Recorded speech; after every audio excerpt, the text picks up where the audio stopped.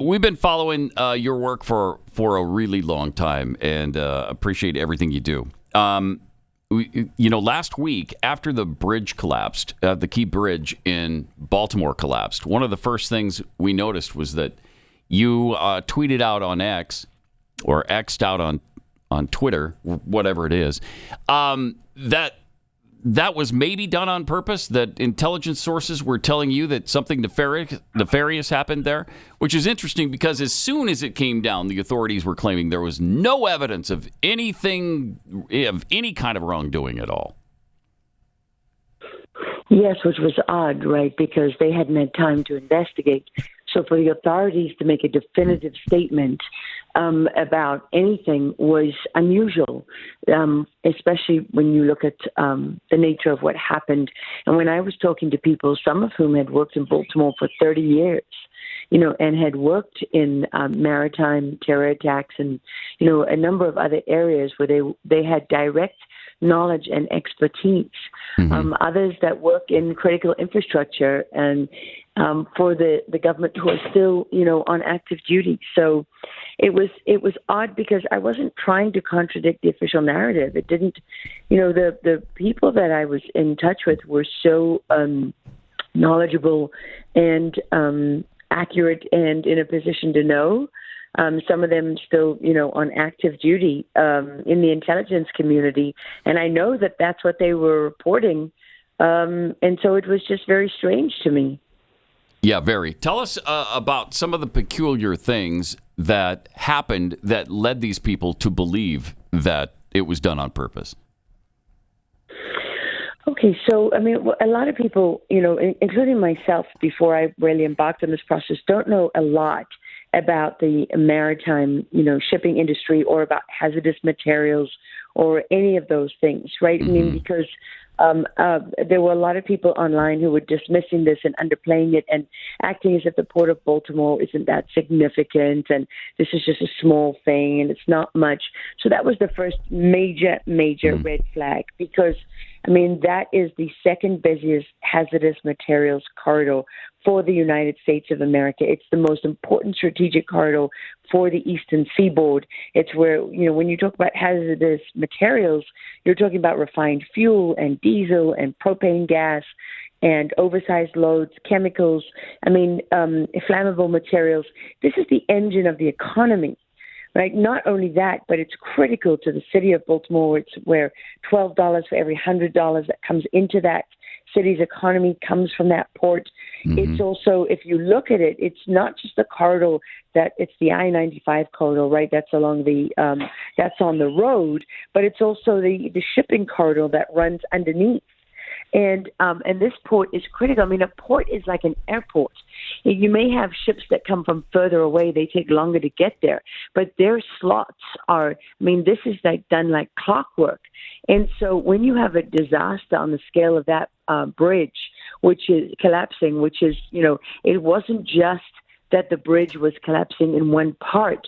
50% of the span of that bridge went into the water, right? That is fatal to the structural integrity of the bridge. You can ask any, structural engineer, and they will tell you that. And there's only 2 anchor points on that bridge that you had to hit in order for that to happen. And those are the 2 sort of the pylons or the piers, that are on either end. They're basically those huge columns that are closest to the shore on either end, that are stronger and thicker and deeper than anything else.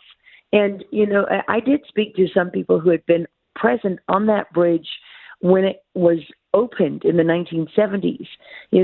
One person who was in, let's just say Baltimore, I'm going to keep it very vague on purpose to protect people's identity for their own security, especially given that it's that what they're reporting, and what they know happened runs counter to the official narrative.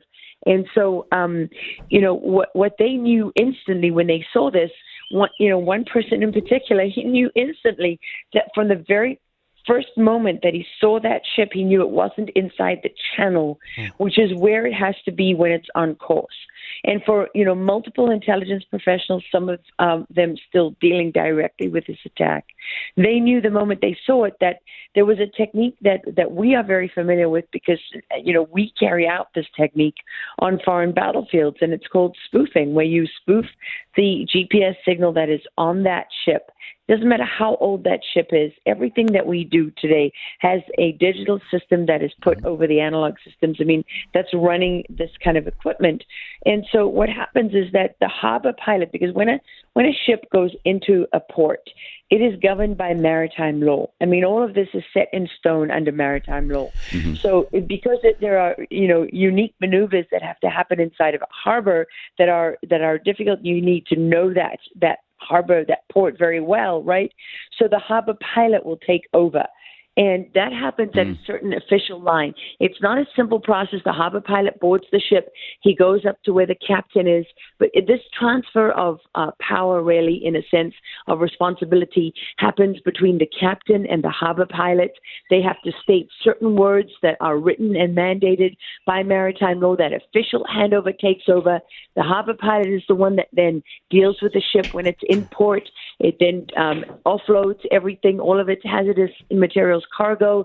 Then it will reload because, this is how the system works in the shipping industry. And then at a certain point, when it crosses that official line once again, then, power sort of responsibility for running the ship transfers back to the ship's captain. So all of this happens, like clockwork, right? There's no sort of wiggle room here because this is mandated by maritime law.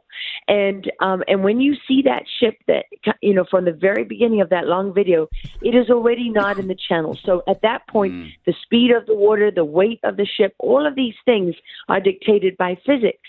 And what is happening is that the harbor pilot or whoever is in charge of that ship at that point is seeing one thing that is on the course that's on the GPS, because that signal has been overpowered and taken control of by someone externally.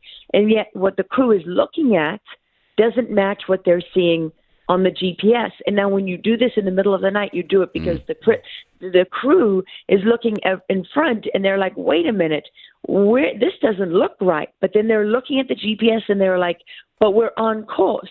But what you see with your eyes is telling you, no, you're not on course. And so by the time you're throwing off the anchor or doing whatever you can to try and correct, it's simply too late.